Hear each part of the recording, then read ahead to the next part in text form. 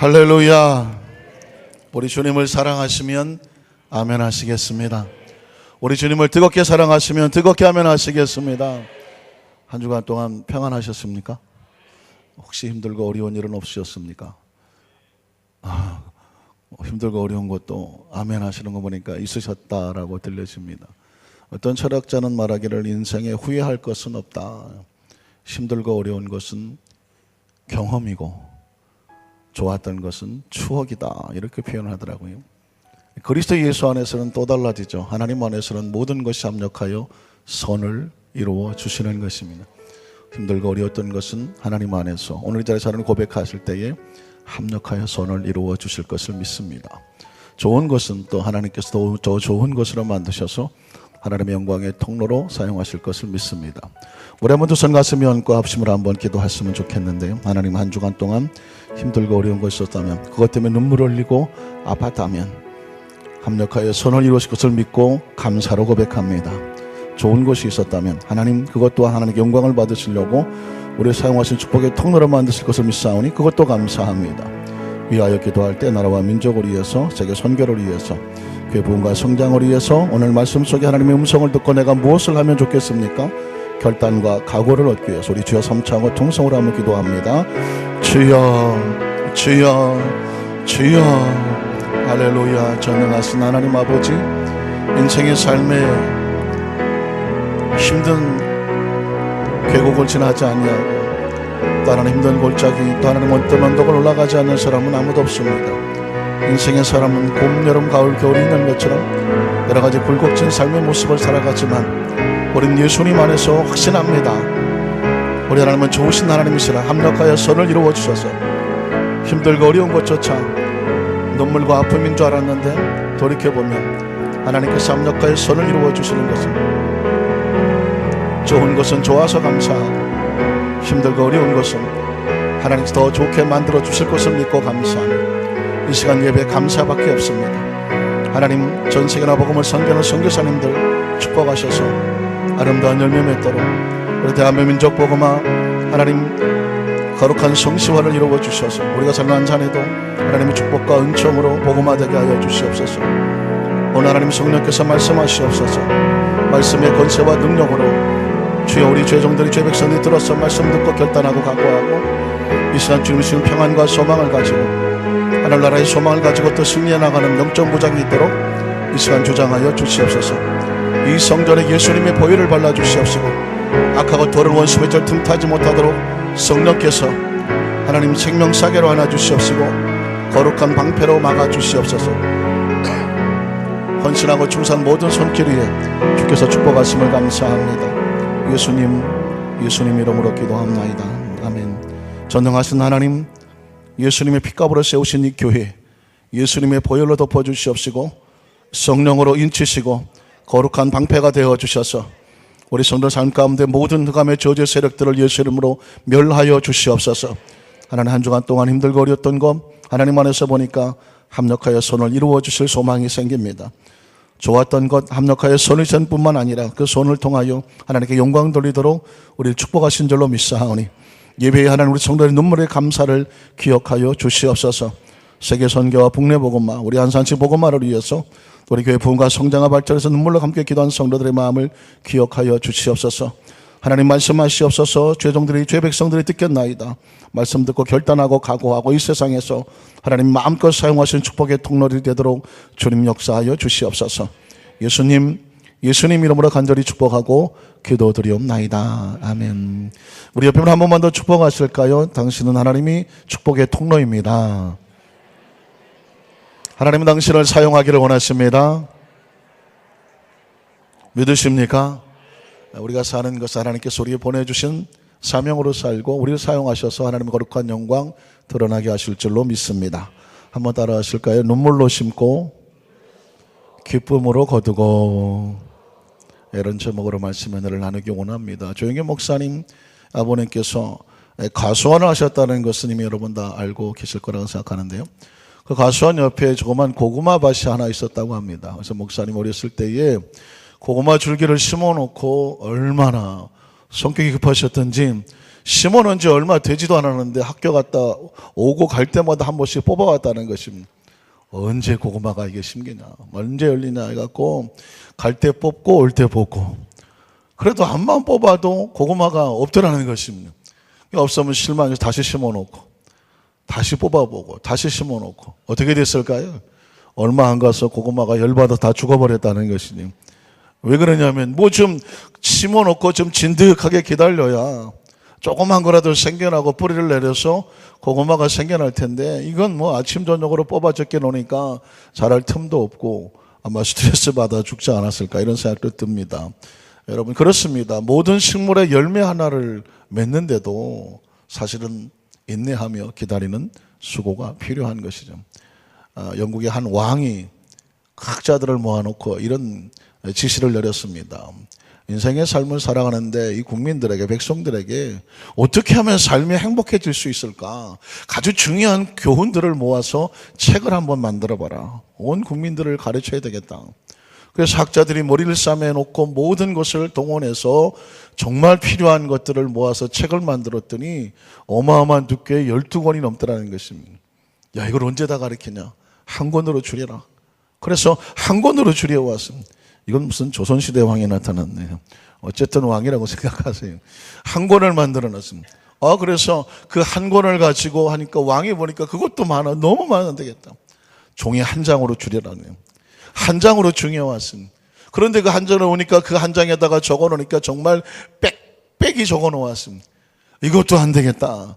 딱 하나만 한 줄로 된 것을, 이것만큼은 인생을 살아가면서 반드시 백성들 마음 가운데 좋은 교훈으로 새겨둬야 될, 잊지 말아야 될 걸 한 줄로 적어와라. 그 한 줄로 적어왔습니다. 그 한 줄이 뭐냐면, 한번 따라하실까요? 인생에 공짜는 없다. 뭐는 없다? 공짜는 없다. 그렇습니다. 인생의 삶을 살아가면서 공짜는 없다. 공짜를 기대하지 말아라. 땀 흘려 수고하고 인내하는 과정을 통해야 반드시 열매를 맺을 수 있다라는 것을 그 왕은 백성들에게 가르쳐 줬다는 것입니다. 조 목사님께서 고구마 밭을 매일 아침 저녁으로 잡아 당겼던 이유는 뭘까요? 심어놓고 기다리는, 수고하는 과정을 겪지 아니하고 하루아침에 얻으려고 했었던 어린아이 심령이 있었다는 것이죠. 여러분 어떻습니까? 오늘 성경 본문에도 보면 이스라엘 백성들이 눈물로 고백하는 말씀이 나오고 있습니다. 시편 126편 5절로 6절에 보니까 눈물을 흘리며 씨를 뿌리는 자는 기쁨으로 거두리로다. 울며 씨를 뿌리러 나간 자는 반드시 기쁨으로 그 곡식단을 가지고 돌아오리로다. 이스라엘 백성이 바벨론에 70년 동안 포로로 있었습니다. 포로로 있는 동안에 얼마나 힘들고 어려웠겠습니까? 그들은 바벨론 강가에 나가서 늘 눈물을 흘리면서 하나님을 향하여 부르짖었습니다. 하나님, 우리의 이 고통과 아픔을 돌아보지 아니하시나이까? 우리가 이방의 민족의 포로가 당하여 이렇게 고통과 어려움을 당합니다. 우리가 언제 우리의 고국으로 돌아갈 수 있겠습니까? 늘 모여서 하나님 앞에 예배하고 기도하고 하늘의 소망을 늘 두고 살았습니다. 스스로 얼마나 많이 절망하고 좌절하고 싶었지만 무너지지 아니하고 하늘을 바라보고 늘 하나님을 기대했습니다. 그리고 70년 만에 놀랍게 하나님께서 바벨론으로부터 이스라엘 백성들을 자유케 하셨습니다. 해방케 하셨습니다. 그들이 눈물을 흘리며 기쁨으로 돌아오면서 외쳤던 것이 그렇습니다. 눈물로 씨를 뿌려놓았더니 반드시 기쁨으로 거둘 날이 있구나. 울며 씨를 뿌리는 고통과 아픔이 있었지만 하나님께서 그 수고와 땀을 헛되게 하지 아니하시고 이 기쁨의 찬양을 부르면서 하나님께 돌아가게 하셨구나. 그것이 오늘 성경 본문에 담겨져 있는 이스라엘 백성들의 간절한 고백이었던 것입니다. 오늘 저와 여러분의 삶의 현장 가운데도 반드시 기억할 것은 뭐냐면, 하늘나라의 원리와 원칙은 뭐냐? 눈물로 심어지는 과정이 있어야 기쁨으로 열매를 맺을 수가 있다는 것입니다. 우리는 첫 번째로 하나님의 창조의 사역 속에서도 하나님이신데도 불구하고 그 창조의 사역에 땀 흘리는 수고가 있었고 그 결과 기쁨의 열매를 맺어진 것이 바로 창조라는 것을 볼 수가 있습니다. 여러분, 창세기 1장 1절을 기억하시겠지만 하나님께서 천지를 말씀으로 창조하셨다고 하니까 마치 어렸을 때 동화에 보면 도깨비 방망이 기억하십니까? 도깨비 방망이는 뻥 하고 때리면 갑자기 뭐가 훅 하고 나오지 않습니까? 그래서 요술방망이, 도깨비방망이 뭐 그런 표현을 썼던 것이 있는데, 여러분, 하나님께서 천지를 창조하셨을 때 그 전능하신 분이 창조주가 그냥 뻥 하고 세계를 만들어 놓은 것처럼 그렇게 성경은 기록하고 있지를 않습니다. 그 전능하신 하나님께서 천지를 창조하셨을 때에 얼마나 세밀하게 계획하고 구상하고 설계하고 차곡차곡 땀 흘려가면서 우주를 만드시는 모습을 발견하게 됩니다. 여러분이 상상을 기억해 보실까요? 첫째 날 어떻게 하십니까? 빛과 어둠을 만들어 놓습니다. 그리고 어떻게 하십니까? 둘째 날에 보니까 물과 궁창을 또 이렇게 분리를 시켜 놓고 있습니다. 셋째 날에 보니까는 그 공중과 땅, 바다를 분리시켜 놓고 있습니다. 눈치채셨습니까? 공간을 만들고 있다는 것입니다. 먼저 하나님께서 이게 첫째 날, 둘째 날, 셋째 날에 공간을 만들어 놓습니다. 넷째 날에는 우주에 그 밤하늘에 일월 성신으로 채워 놓습니다. 다섯째 날에는 공중에는 조류, 그리고 물에는 어리들로 채워 놓기 시작합니다. 그리고 여섯째 날에는 땅에는 모든 식물과 동물과 그리고 사람을 지어놓은 것을 볼 수가 있습니다. 그러니까 하나님의 창조하시는 모습도 그냥 뻥 하고 만들어진 것이 아니라 철저하게 하나님께서 구상하고 계획하고 설계하며 먼저 공간을 만들어 놓으시고 그 공간에 필요한 것들을 조목조목 하나님께서 정하시고 채워 놓으신 다음, 그리고 마지막 일곱째 날에 그 모든 것을 보시고 다 이루었다 하시면서 안식하셨다고 말씀하고 있습니다. 여러분, 다 이루었다는 것이 무엇입니까? 하나님이 계획하신 것이 그대로 다 이루어진 기쁨과 만족을 표현하고 있는 것입니다. 우주라고 하는 것은 그렇게 우리가 살고 있는 지구와 이 자연도 하나님의 계획 속에서 정성스럽게 만들어진 축복의 선물이라는 사실을 꼭 기억하시기를 주님의 이름으로 축원합니다.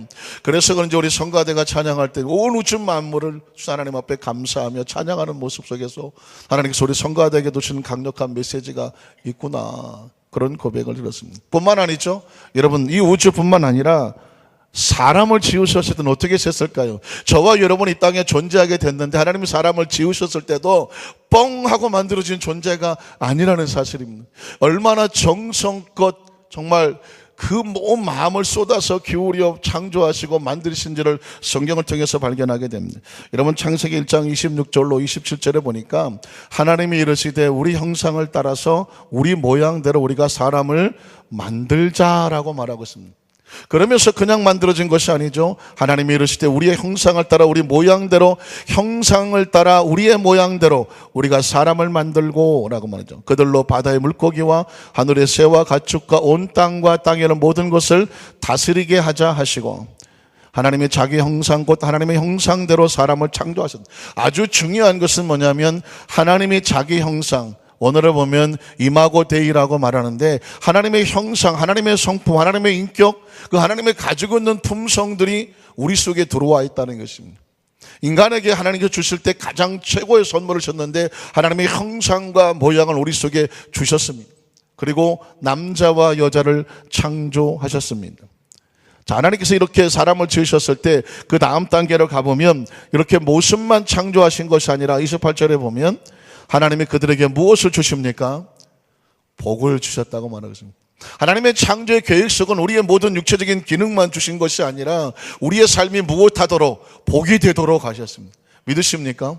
그래서 여러분, 하나님의 백성들이 복을 받고 살아가는 것은 당연한 것이었습니다.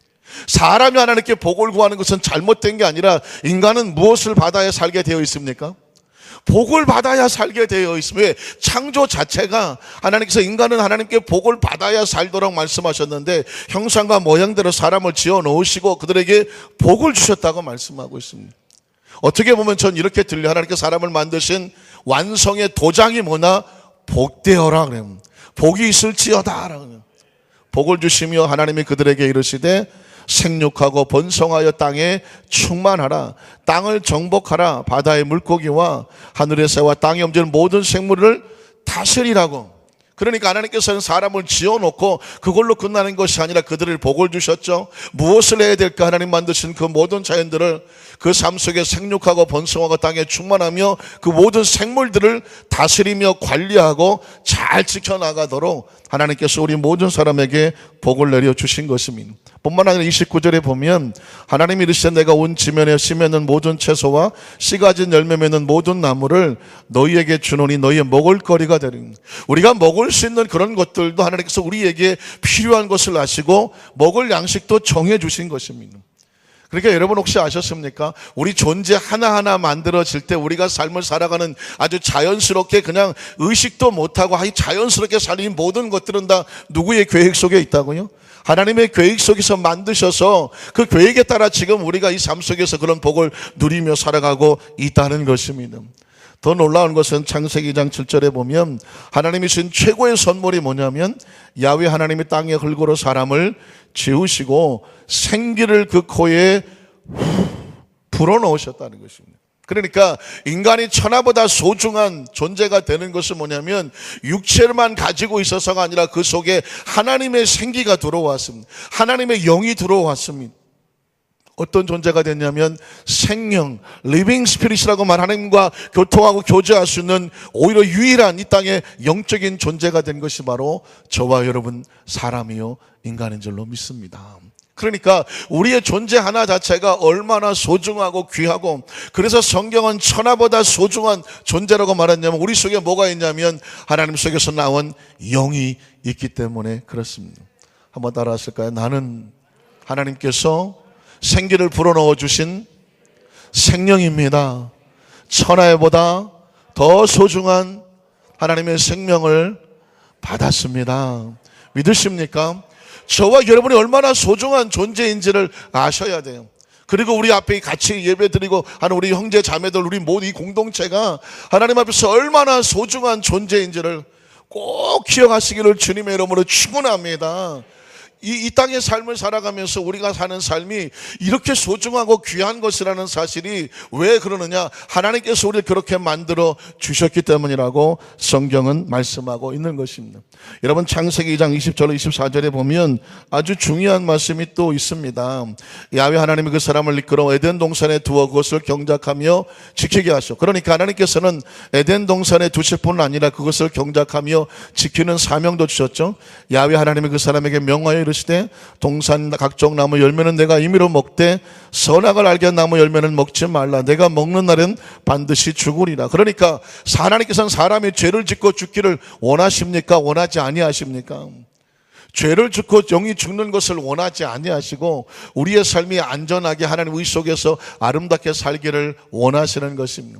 그리고 그 다음 절에 창세기 2장 20절 24절인데요. 거기에 보면 가정도 하나님이 주신 거예요. 아담이 모든 가축과 공중의 새와 들의 모든 짐승에게 이름을 주니라. 아담이 돕는 배필이 없으므로 야훼 하나님이 아담을 깊이 잠들게 하시니 잠들래 그가 갈빗대 하나를 취하고 살로 대신 채우시고, 야훼 하나님이 아담에게서 취하신 갈빗대로 여자를 만드시고 그를 아담에게로 이끌어 오시니 아담이 이르되 이는 내 뼈 중에 뼈요 살 중에 살이라. 이것을 남자에게 취하선즉 여자라 부리라 하니라. 그러므로 남자가 부모를 떠나 그의 아내와 합하여 둘이 한 몸을 이룰지어다. 요즘 굉장히 세계적으로 가슴 아픈 이슈가 되는 것이 바로 동성애 문제 아니겠습니까? 사실상 이 동성애라고 하는 것은 사실 굉장히 아프고 힘든 문제입니다.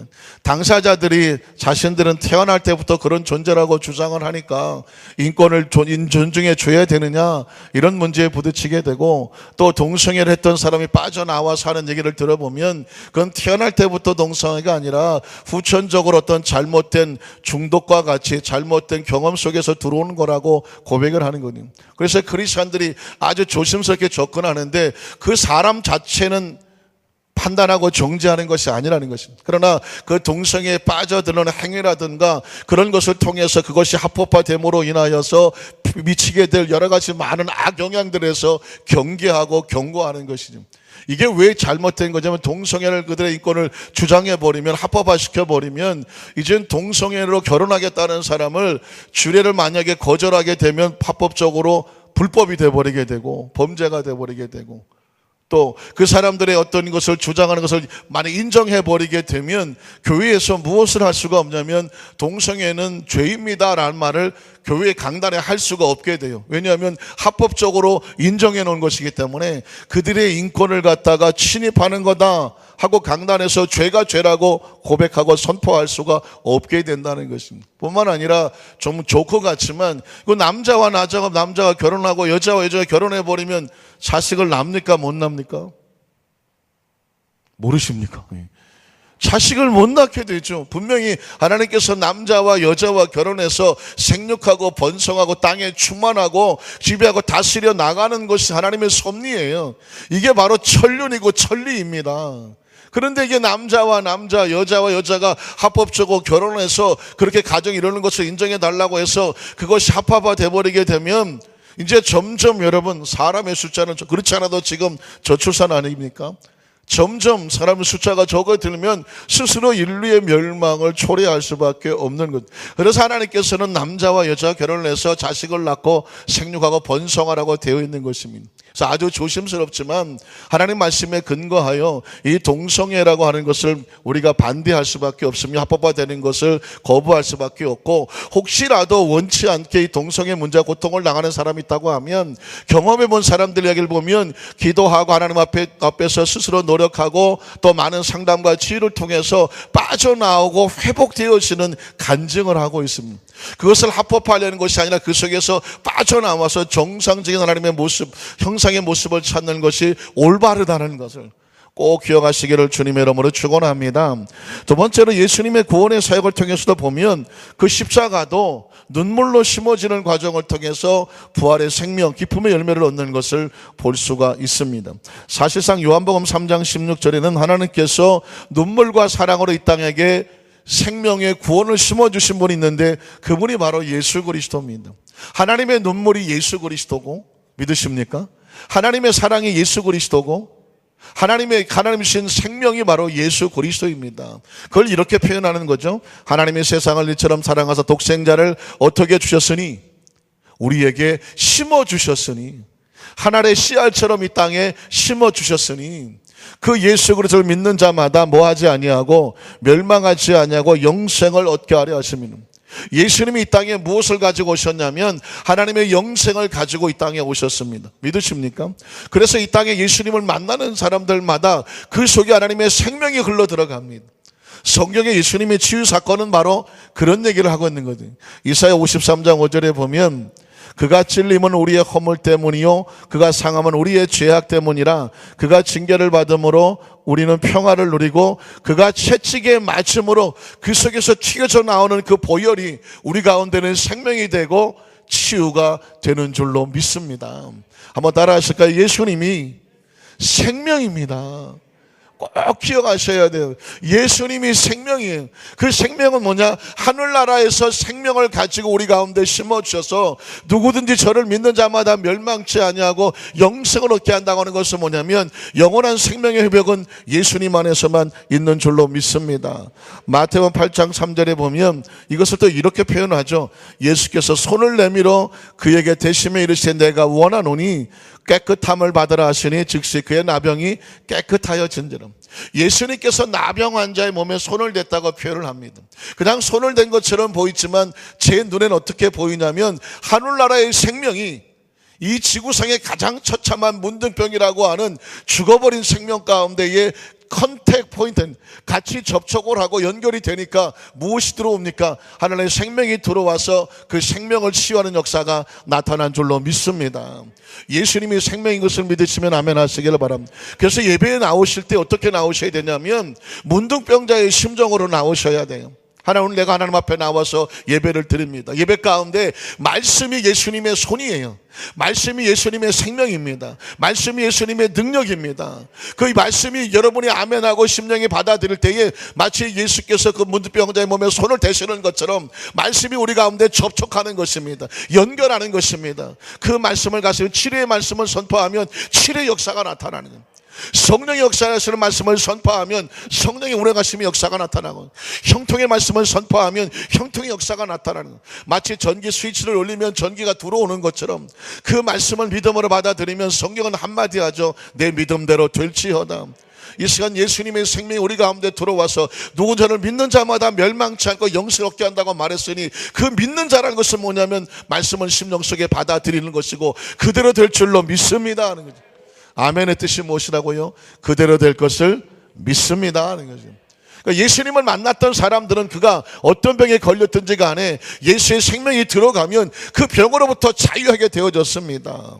여러분 마가복음 5장 27절로 30절에 보면 예수의 소문을 듣고, 무슨 소문을 들었을까요? 예수가 생명이다는 거죠.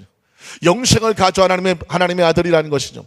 예수의 소문을 듣고 그 무리 가운데 끼어서 뒤로 와서 그의 옷에 손을 댔다. 아까는 예수님께서 문둥병자의 몸에 손을 대었죠. 컨택했습니다. 이제는 반대로 혈루증 걸린 여인이 예수의 몸에 손을 대었습니다.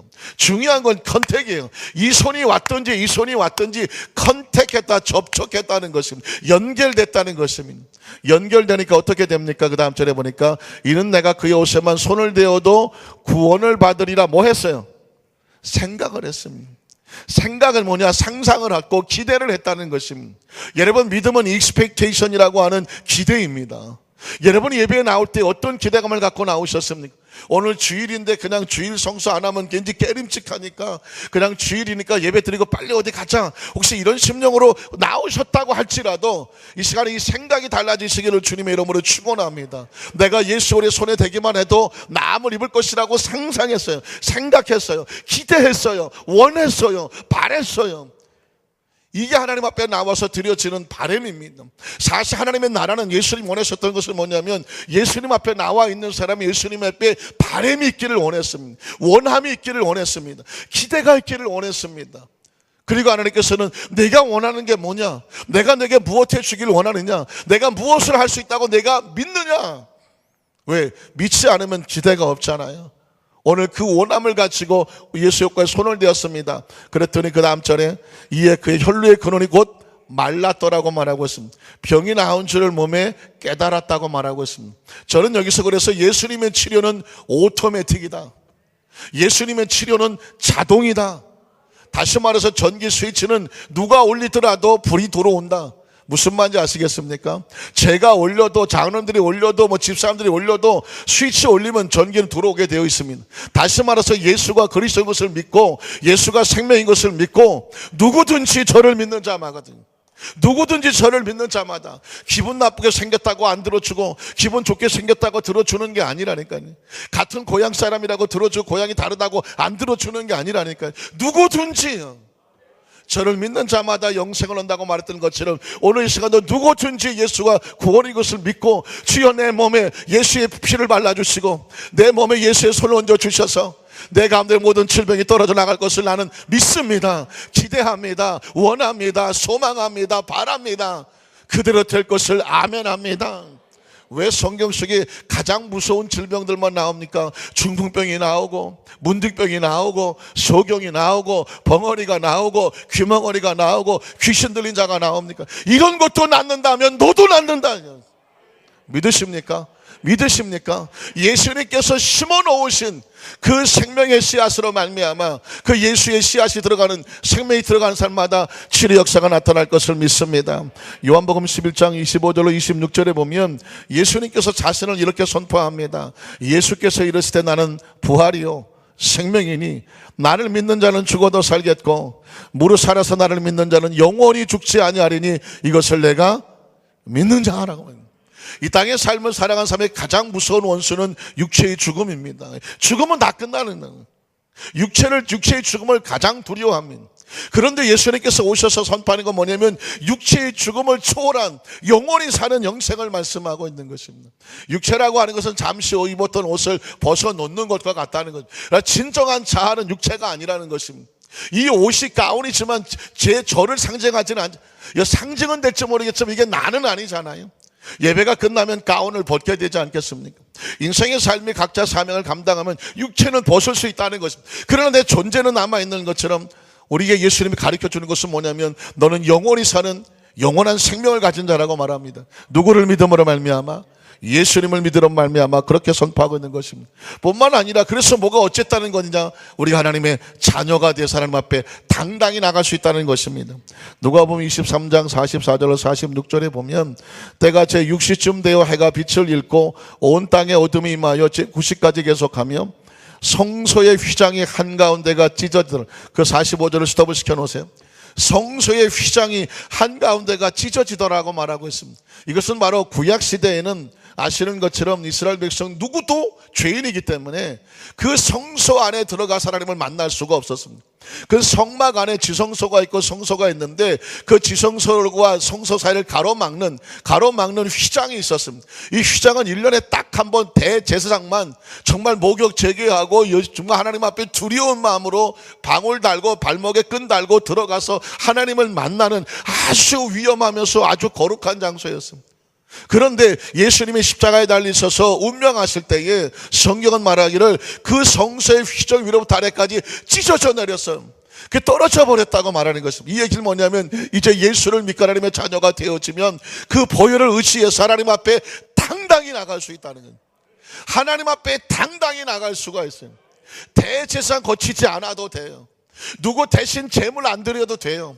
소 안 잡아도 되고 양 안 잡아도 돼요. 한 사람 한 사람이 모두 다 하나님의 자녀가 되어져서 어떻게 합니까? 아버지, 그 심정과 상황과 눈물과 간구를 누구의 이름으로? 예수님의 이름으로 구할 수 있습니다. 너희가 내 이름으로 아버지께 구하면 아버지께서 들으시고 시행하시리라. 그제는 저와 여러분의 중간에 다리가 필요했어요. 그게 바로 지금 천주교와 우리가 다른 것이 있는데, 천주교에는 고해성사라는 것을 하게 됩니다. 그 신부에게 자신의 잘못을 고하고 그 신부가 그가 잘못이 용서받았다고 대신 사해 주기도 합니다. 그러나 캐톨릭에서는 그렇게 하지만 우리는 그럴 필요가 없습니다. 이유가 뭐냐? 우리 사이에는 예수님이 계시기 때문에 예수의 이름으로 고하면 하나님께서 들으시고 휘장이 필요 없으니까 그분이 우리를 만나주시고 회복시켜 주시고 치료하여 주셔서 우리 하나님과 자녀 사이에는 막힘이 없도록 주님께서 연결해 주시는 줄로 믿습니다. 그래서 그 예수님의 부활 사건 이후에 이 휘장에 찢어서 하나님의 자녀가 되어지고 그리고 임하는 것이 바로 성령이었습니다. 사도행전 2장 37절로 42절에 보면 그들이 이 말을 듣고 마음에 찔려 베드로와 다른 사도들에게 물어 이르되 형제들아 우리가 어찌할꼬 하거늘 베드로가 이르되 너희가 회개하여 각각 예수 그리스도의 이름으로 침례를 받고 죄사함을 얻으라. 그리하면 뭐가 있어요? 성령의 선물이 있어요.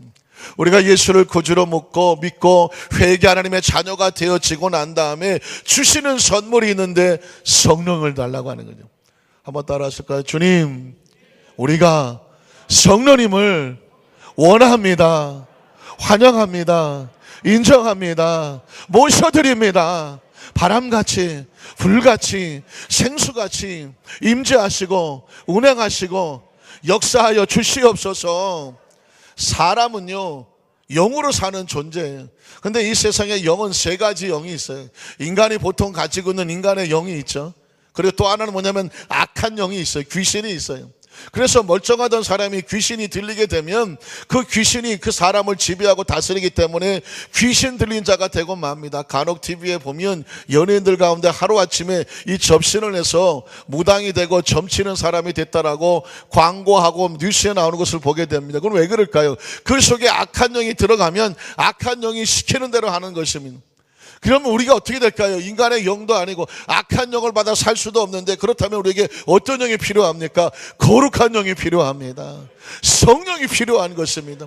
그래서 예수님께서 승천하시기는 제자들에게 그렇게 신신당부하며 그리고 명령했던 것이 뭐냐면 예루살렘 떠나지 말고 아버지께서 내게 들으면 약속하신 그 성령 받기를 기다리라고 말했습니다. 이 시대 속에서 우리는 치열한 영적 전쟁 속에 살고 있기 때문에 성령으로 무장하지 아니하면 문 밖에 나가자마자 악한 영들이 움직여요.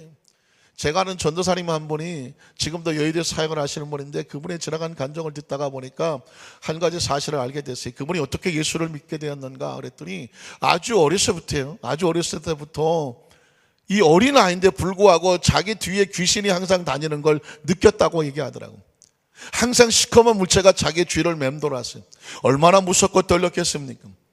근데 어떤 친구가 교회를 가자 그래서 너무 그 귀신이 무서워서 교회 가면은 그 귀신이 쫓겨져 나갈까 싶어서 그 친구를 따라서 교회를 갔다가 오는데, 신기한 체험은 뭐냐면 그 시커먼 존재가 자기를 따라오는데 교회 바깥에까지만 딱 그 문 앞에까지 따라온답니다. 그리고 예배 드리러 들어오면 그 귀신이 들어오지를 못하더래요. 예배를 끝나고 나가면 그 귀신이 문 밖에서 기다리고 있더랍니다. 그 집에 갈 때가 또 따라가더라는 것입니다. 그렇게 세월하기를 대학생 때까지 다녔다. 그러니까 아마도 그 집안에 흐르고 있는 어떤 접신과 어떤 그 집안의 무당이라든가 이런 것이 집안에 있었더라고 보니까 그 사람을 데려다가 무당을 만들려고 귀신이 그렇게 계속 따라다녔다는 겁니다. 그러니까 그분은 누구 때문에 예수 믿었느냐? 귀신 때문에 예수 믿었어. 그리고 오고 갈 때마다 귀신이 호의를 해주더만. 그런데 이제 머리가 크고 나서 대학생들은 이렇게는 안 되겠다. 내가 이렇게 살아서 안 되겠다라고 해서 순복음교회를 오게 되고 성령을 받고 나서 무엇을 깨닫게 됐냐면, 내 안에 성령님이 들어오시게 되니까 이제는 귀신을 쫓아낼 수 있게 됐다는 거죠.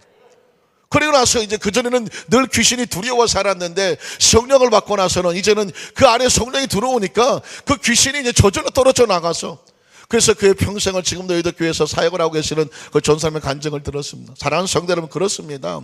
우리가 문 밖에 나가면 치열한 영적 전쟁이 보여져요.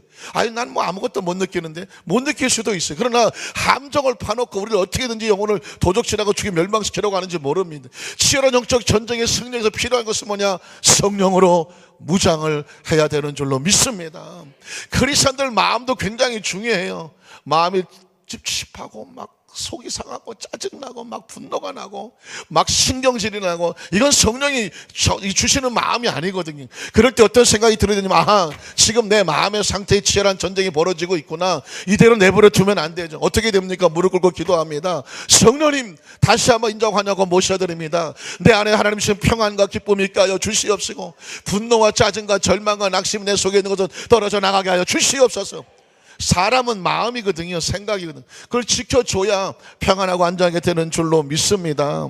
그래서 여러분, 사랑하는 성도 여러분, 우리 예수님께서 했던 마음을 기억하십시오. 예수님 자신도 이렇게 고백했습니다. 하늘나라 법칙인데요, 요한복음 12장 24, 25, 26절에 보면, 내가 진실로 진실로 너에게 이르노니 한 알의 밀이 땅에 떨어져 죽지 아니하면 한 알 그대로 있고 죽으면 많은 열매를 맺느니라.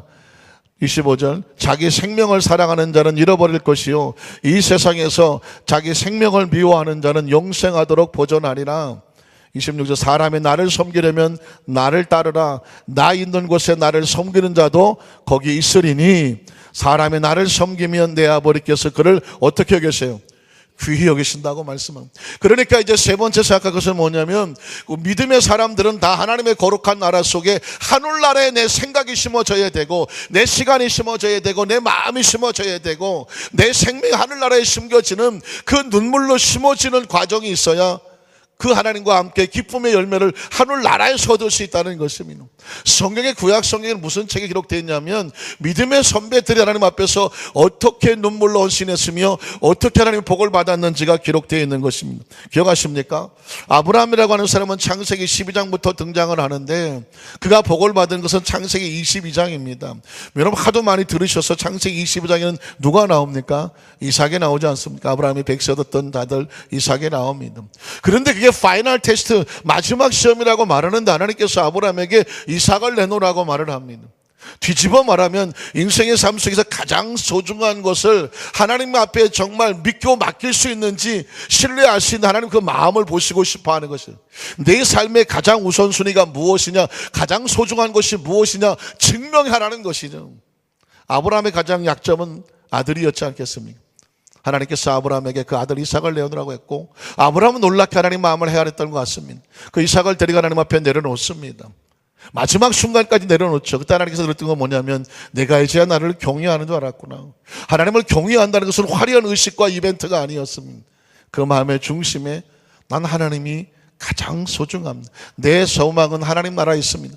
내 자식을 소중히 여기는 것은 내가 하나님을 경외하는 것입니다. 믿으십니까? 내 자식 가장 소중한 교육도 내가 하나님을 경외하는 것을 내 자식에게 보여주는 것이었습니다. 그리고 나서 하나님께서 그를 축복하시는 것을 볼 수가 있습니다. 그러니까 이 과정을 하나님께서 아브라함이 이삭을 하나님 나라에 심어지는 과정이었었죠. 그렇다고 그 자식이 죽은 것이 아니었습니다. 그 심령만 본 것입니다.